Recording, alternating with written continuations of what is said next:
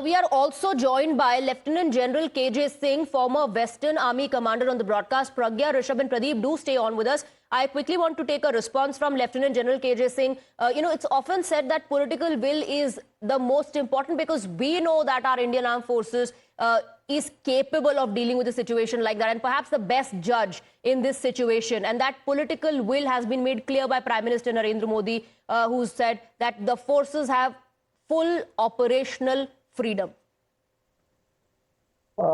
Jai Hind.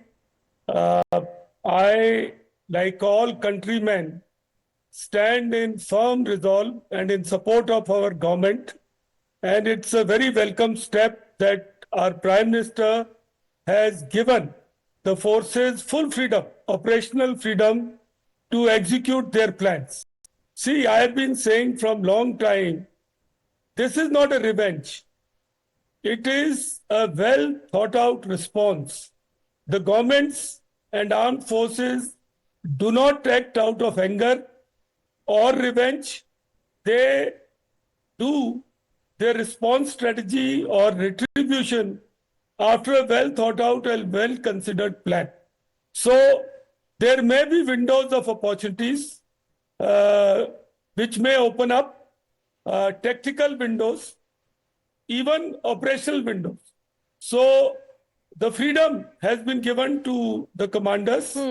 Of course, there is always going to be a negotiation, a talk, a feedback. It's not as if the political hierarchy is told the armed forces that now it is up to you. No, it's not like this. It is that you have the freedom to plan, to execute, and of course, the Prime Minister, CCS and others will be in the loop. It's a whole of nation approach. It's not only armed forces which are going to be executing this. There are agencies, there are cyber forces, there are surveillance agencies.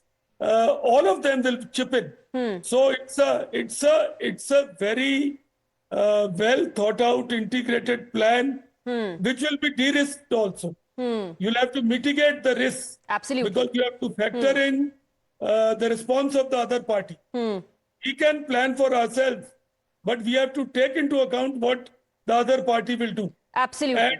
We have to mitigate the risk. And like you said, we have to keep the leadership in loop. But like I said, the political will has been made clear, which is extremely significant. Stay on with us, sir. I want to quickly go across to Pradeep Datta as well. A lot of breaking inputs taking place.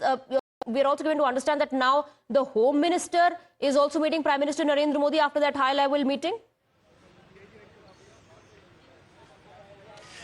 Yes, that's what we had been told by the sources, that Home Minister will also be meeting Prime Minister and they will be also discussing about the security force preparedness, because there had been series of meetings that had been chaired by the Home Minister, and he will also be sharing his inputs with the Prime Minister, because already, because a very important decision has been taken in the meeting in which all the service chiefs were present, as rightly discussed by General KJ Singh also, that they have to decide not only about what kind of a response they are going to give, they also see what can be the response of the adversaries. So accordingly, they are going to formulate their plan, and accordingly, they will be executing their plan also. So everything will be kept in mind, because there will be no pressure on the armed forces. When you give a free hand to armed forces, that means they do not have any kind of a political pressure. That way they can just operate properly and they will be able to give a big blow to the enemy. Because once there is a political pressure, you give a certain window, that within this window you have to operate, then there is a lot of pressure and they are bound to commit mistake. But when you give them a free hand, that means there will be no mistake. Yes, they will free be hand delivering. Also, I think the larger message here is that there will be no hurdles.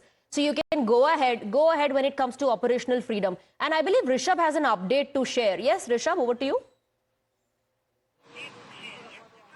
Well, Swati, was we are given to understand Home Minister is already inside 7 Lokalyan Marg, the Prime Minister's residence. Remember, this meeting comes after the all-important meeting that took place at North Block earlier today, from where Pradeep Datta was reporting earlier in the day. Home Secretary met the chiefs of BSF, SSB, ITBP and NSG. And then he briefed Home Minister about the preparedness of the paramilitary forces, the border guarding forces. Remember, BSF guards Pakistan and Bangladesh border. SSB is on Nepal and Bhutan. NSG is for any counter-terrorism requirement that or any such situation within the country is required. So all this preparedness were taken into consideration. The stock was taken by the Home Secretary and briefed to Home Minister. Right now, as we are standing, we are here at 7 Lok Kalyan Marg, the Prime Minister's residence, just after that all-important meeting with the Raksha Mantri and Service Chiefs and NSA. Prime Minister is right now meeting the Home Minister Amit Shah right now. The meeting is underway right now as we are speaking from here in 7 Lok Kalyan Marg. Right. Rishabh, Pragya and Pradeep, stay on with us. I want to quickly go back to Lieutenant General KJ Singh. Now that this go-ahead has been given, and you said, it's not like the government has put it on the Indian Armed Forces to take all the decisions. Of course, it's going to be an integrated plan, but what to expect next? Because if you just go by the kind of messaging which is happening at the moment, I know you're already smiling and these things are not discussed in the media. I know that too. No. I like your exuberance. At your age, and you are a youthful anchor and a talented one. You have a right to ask this question.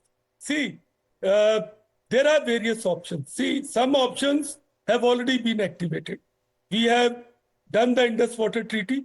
Certain amount of psychological pressure has been put on the other side. They are scrambling to get into their positions. It's going to impose costs on them. And they are going to pull out troops from their western borders, 10 and 12 Corps, which are arrayed against the Afghanistan border. Then what happens to their counterinsurgency operations? There are challenges which, see, this battle, like you have also pointed out, is being fought in various domains. Psychological domain is active. Cognitive warfare, narrative shaping is going on. Diplomatically, support has been gathered. And we have to also be careful and mindful of China. So that must also be happening. That we have to be careful. Now, we don't know, and I can't even guess estimate. But surely would be things like cyber, things which would happen to set the stage. And why ships have already taken positions, they are already in station, they have sailed out, they are armed. It is a process and our forces must be also getting into place. We have some special forces which are applied in such situations. I'm sure they are at their mounting bases or at their launch pads ready to receive the signal and go. So all this is happening. And first time we did surgical raids, coordinated raids. Second time we did an aerial delivery. Yes. So will it start with a naval delivery?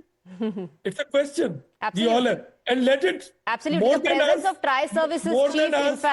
in fact, only makes one question these. It ultimately is going to be a foolproof plan, is what we are hoping for, and I believe we'll get to know about it only when it happens. As far as that pressure or psychological warfare is concerned, pressure, I believe, is mounting on Pakistan. Hence, the kind of statements that are coming in from their leaders. Thank you very much, Lieutenant General KJ Singh, for answering all my questions, for taking all the questions. Thank you for your time.